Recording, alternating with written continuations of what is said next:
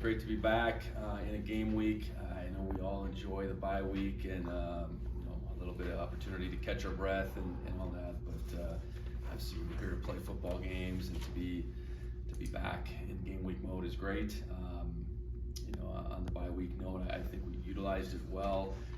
Had a chance to continue to work fundamentals at this point in time of the season with younger players in particular. Had a chance to sit some guys down that have accumulated quite a few reps as we've gone through the season. Guys that missed that last game, probably in particular Bryce Grebe and Adam Jones, continue to recover. Look like they'll be able to be part of our team, our trip, our travel roster this week. So excited about the challenge in front of us. Eastern Washington on the surface, you look at it, they're 2-6. But you look at the 4 conference games in which they won one. All the opponents were ranked when they saw them. I trust that Sac State's not going to be a team in the rankings obviously anymore, but the other 3 are. They've been close games, and in games they've scored points in every which way. And they're averaging 33 points right now, which is significant.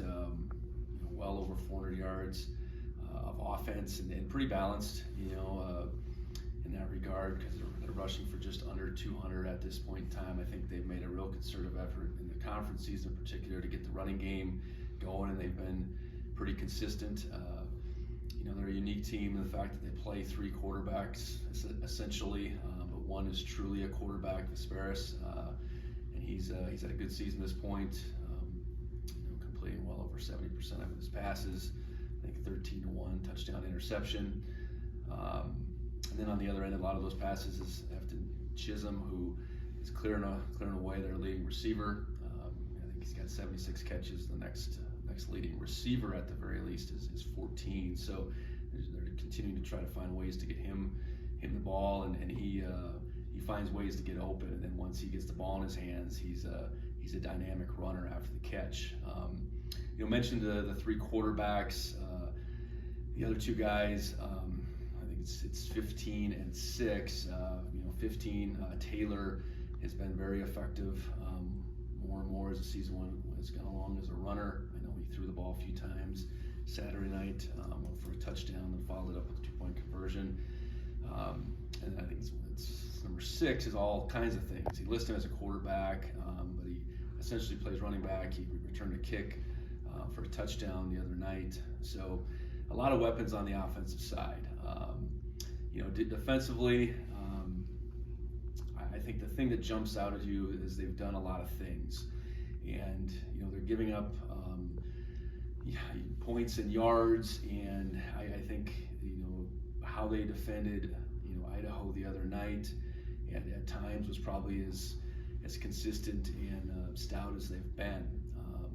They have been all over the map as far as what they've done in the front, 4 down, 3 down, flex defense.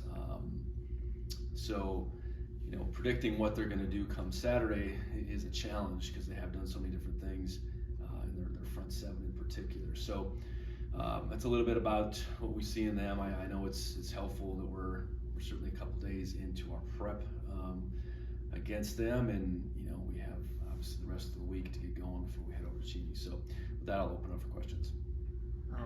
Julius Davis listed as an 4 on the depth chart for the first time this season. Just what you've been seeing from him, and he traveled obviously to Portland State.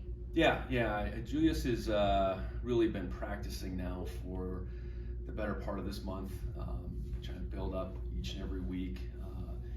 I think there was availability that could have been there out of Portland. We chose to sit him one more game, and now we're in a 4-game mode, and all signs point to his ability to utilize a red shirt this year, going back in time and getting a medical his first year at Wisconsin when he did come in as a true freshman injured. So all systems go, I guess, and how he has looked, I think, is every bit of what he looked like in practice last year. Julius is a gamer, though. He was much better in games than he was at any point in time in practice last year. So it's our hope the game side of it is what it was, because he was dynamic, he was explosive, he was all things for us when he was healthy last year, and it's great to have him back in this position to play. Any other updates on the injury front? I know Ty went down last game. I think Ty will be okay. I think if we played last Saturday, he wouldn't have played, but I think he's turned a corner over the weekend. He was out there fully padded today. Otherwise, he was the one, I guess, new thing out of that game. And I already mentioned Bryce and Adam being able to go. So I think we feel good about where our health is. I think everybody 8 games in has sustained some things, and we have. But I guess how you move forward is a testament to your depth and the next guy up, and our ability, in this mid-season to late-season mode to bring back Drew and now bring back Julius, I think is unusual. I think Justice is still a little ways off. I know he's practicing more this week, and for an offensive lineman, for a running back, for a safety, there's a little bit different lead up, and this will be a much different week than it was for Justice last week. We are going to take him on the trip, I think, just to get him traveling again and get him intermixed with the group a little bit differently will be important. But I don't think he'll be a go this week, but we're getting there with him. Is he planning to redshirt, or is that the plan? He redshirted at 19. He did, so he wouldn't be available for medical. To medical, you can't play essentially in his situation. So that's where that stands. It's our hope that he gets to the point where he's healthy enough to play. And that is the piece that's left for him. I think he's made really good progress. And it's our hope that obviously beyond these 4 games that we have left in the regular season, there's more football after that. So that's the status of his situation. I was wondering if you could kind of speak to the home field advantage they have in Cheney, and they played well there this season and also in previous seasons as well. Yeah, I think a lot of people would point to the red turf, I suppose, being a different setting, but it's been a situation where they've had a really good program for the most part, and since the red turf's been in play, and I know this team is a team that hasn't won the games that they maybe would have liked, but the competitive nature has been there, and then some. And they've been competitive on the road, in conference in particular too. So, I think it's more, hey, they're a program that has high expectations. They do have this unique field. We've had a chance to play there a couple times, so a good chunk of our guys have been over there. So it's going to be new to some, but for the most part, guys have played there. But it's more about the players and the program than it is the field. Adam being named to the Jerry Rice watch list, and Brody as well being a Campbell. Just any thoughts on those 2 big honors? Yeah, Adam, at this point, I know he didn't play in the last game, but I think been very impressive for a freshman. I know to get on that watch list, you have to make your mark, and I think Adam's certainly done that. He'll have to continue to do that, to continue to garner that interest necessary to maybe bring that home. But he's going to have opportunities. I know that Scott Trey, Julius are going to get some too. So how many and what that looks like, we'll have to see. But Adam's been a really important player for us this season. And Brody's honor, that's significant. That's you're one of 16 finalists amongst all of college football, and it's not just one thing. It's all things. It's being an All-American player on the football field. It's being as high-achieving academic student as he's been. He's a grad. He's a 3.93 grad in mechanical engineering. I think that speaks for itself. And then it's who you are as a person, your willingness to give back, and I'm certain getting that number of 200 plus down to 16 isn't real simple. And I know it's easy for us to look and say, hey, absolutely Brody deserved it, but to be chosen to go down to that banquet in December down in Las Vegas is quite an honor. I know having a chance to go down there when Troy was in a similar situation. It is a who's who in college football. They also honor the College Hall of Fame there, so I was able to go last year when Bill Kohler got inducted. So to have our program now represented 3 of the last 4 years is something, and that's a credit to Brody, and I think to some degree it's certainly a credit to to our program, our university, Bozeman, all things. Is there just anything schematically that Eastern does that on offense that kind of makes them especially tough to defend? Well, I think they really force you to defend both the width and the depth of the field. They do a good job of utilizing the screen game, and that's always challenging just when you're talking the width of the field. And that's, you'd suspect that primarily is going through Chism, but not necessarily always. I think how they're utilizing the different guys that are quarterbacks, anytime you have potentially 3 different guys that have thrown the football, can throw the football, I think that's challenging. They do have a vertical passing game as well, and one thing that they're willing to roll one way and throw back the other way more often than most. I think most people use that kind of as a here and there change of pace, but every game it's showing up where they're double moving back to the other side of the field and challenging throws for a quarterback, but Chism in particular is such a good route runner. He finds himself open. The amount of times he's been open downfield for a guy that is obviously their primary guy, I think it speaks to his ability. And then, I think their ability schematically to keep coming up with creative ways to get him in one-on-one matchups in space, and then, the quarterback's ability to deliver the football. You guys have just remained so consistent this season through the first 8 games now post-bye week. Anything in particular to stick to that mindset, going into these final 4 and not look too far ahead? Well, I think it's the same thing. We went primarily MSU against MSU on Tuesday and Wednesday, but really once we flipped on Wednesday, we're into Eastern Washington.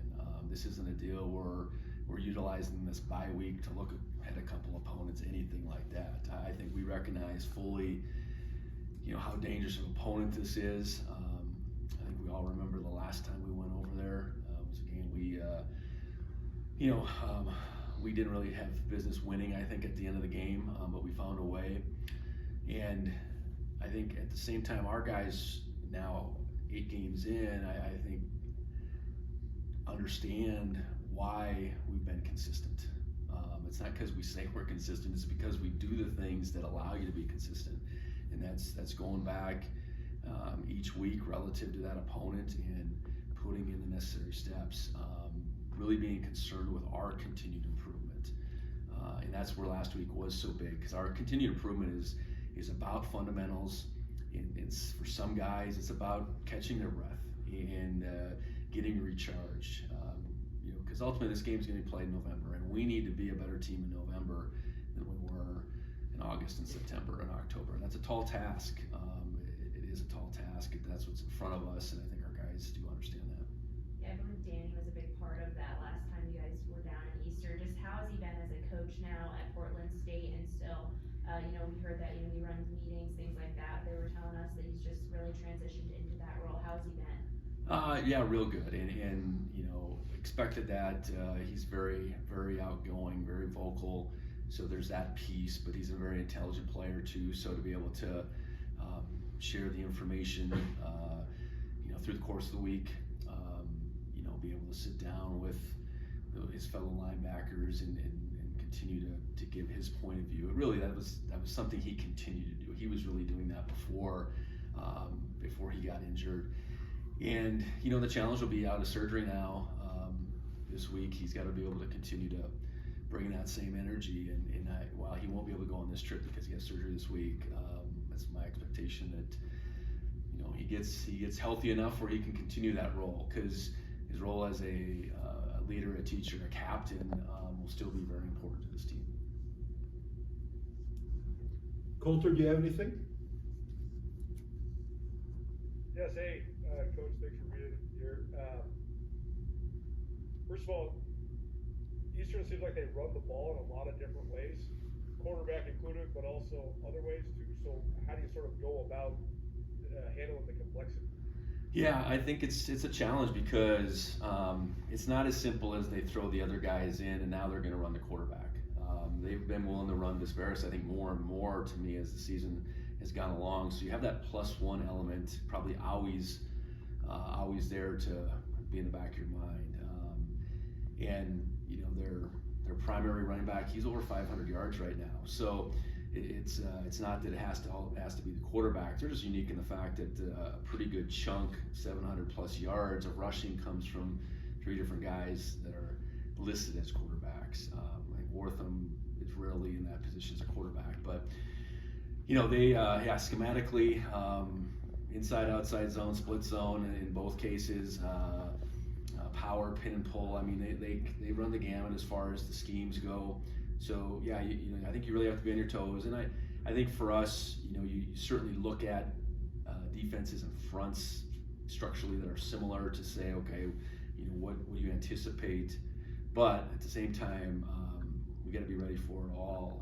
And you know, I think they got a very experienced, aged offensive line. It's seniors, it's graduates, you know, across the board. So, you know, it certainly would, to me, start with them. I know Coach Best is an O-line coach by trade, so I think he understands to be a good offense, you got to be good up front, and it appears that they've taken some really good strides there too. So, you know, we're gonna have to be on our toes. And the biggest piece, like I said, going back, is just that the quarterback is always a threat, no matter which one's out there. I was gonna ask about the offensive line, but you already answered that. When it comes to your defensive secondary, you guys are playing well back there.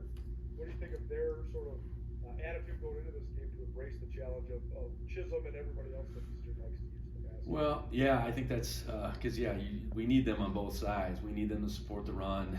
We need them to have really good eyes because there's a fair amount of play action involved in their downfield passing game, and then there's such an excellent receiver in that group.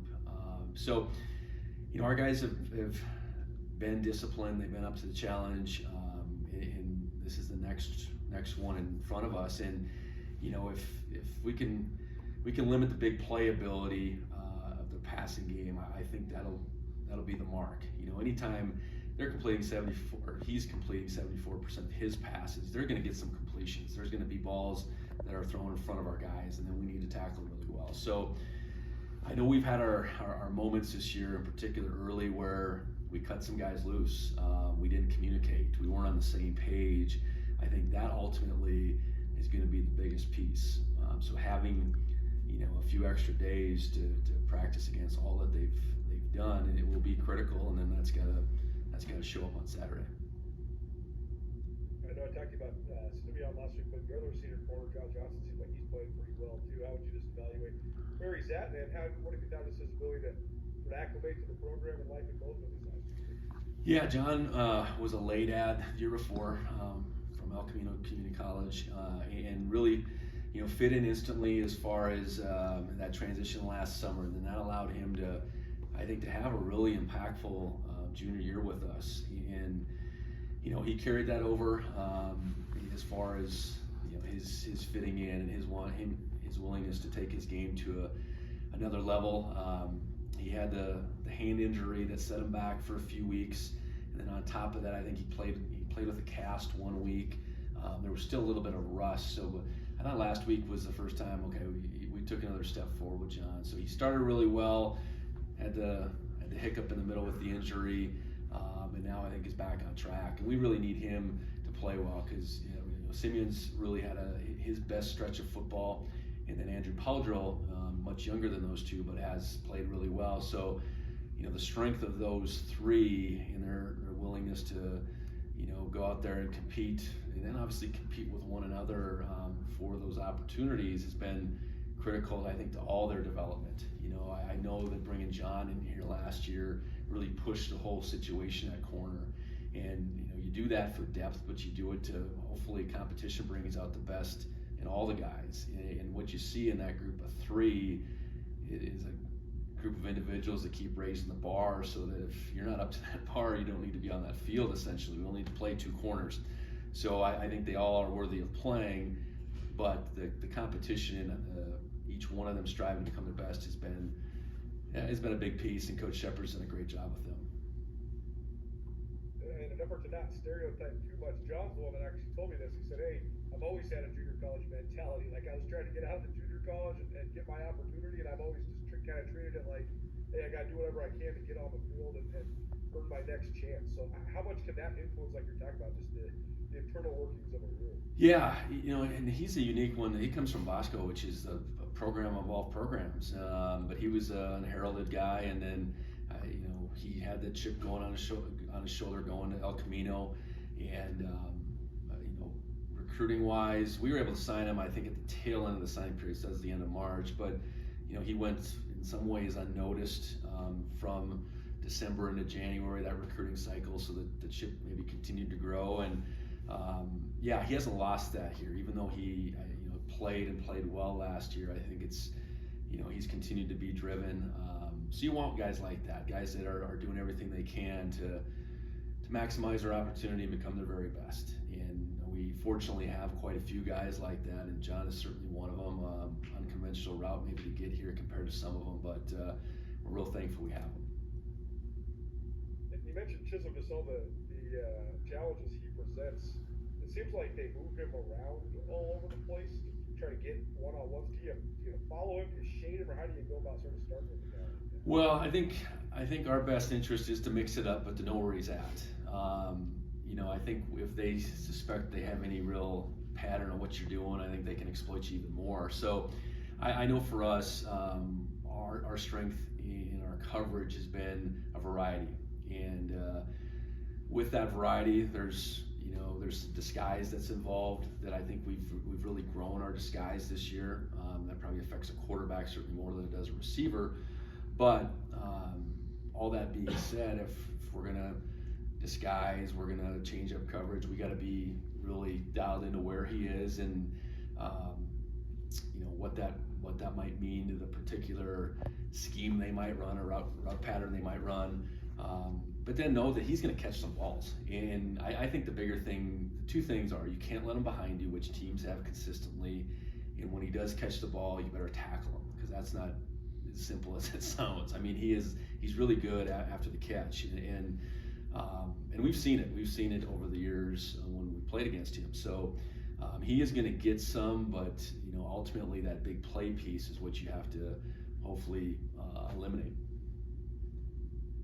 And last thing for you, Eastern seems, I know they have just the one league win, but they've been in dogfights. Dogfight with Montana, dogfight with Davis. They won a dogfight with Sac State last week. I thought they played well against Idaho too. So what can you just say about the fight that you've seen in that team, and how aware does your team have to be about that going into this matchup? Yeah, that's a great point, because you get to this point of the season and you're a 2-6 team. A lot of teams don't show what they showed on Saturday night, and they were 2-5. I know going to that game, and it's a rivalry game, all that stuff. But this is really time when teams are either taking off or they're turning it in, and I didn't see that. But I haven't seen that once out of this team, and you could even hear it in Coach Best's post game that I think they were really pleased with how they fought, and you just sense that as a coach, that's challenge number one at this point in the season is continuing to fight, continuing to go after, continuing to make plays, and they're doing that. And I'm sure they looked at their conference schedule and they had all these games lined up, and that's daunting into itself. And here we are, another ranked team, but we're going to their place, and I know full well that they're going to want to defend their home turf. Our game last year against them was one-sided. I don't know quite how that happened. I know that was game 7 versus game 5 of the conference season last year. So no, we expect that same fight, and that's credit to their team holding it together, continuing to really want to play this game for just that sake. I think that's where in this day and age that does get lost on some teams, where hey, we got this opportunity to go play football, and we got this opportunity to continue to try to prove people wrong, and it's apparent they still have that going for them, and I expect they will on Saturday. Last thing, then going into November, what do you think of just the opportunity you guys have in front of you? Well, I think it's clear that we have everything in front of us, and that's great to be in that position. I I suppose 2/3 of the way through, but that's all, we're 2/3 of the way through. And if for 1 second we get anywhere ahead of ourselves, we're going to be in trouble. And we have to be entirely focused on Eastern Washington. And that's been the mindset that's gotten us here, and we can't stray from that. So we've been able to stack these wins up, and I know that matters.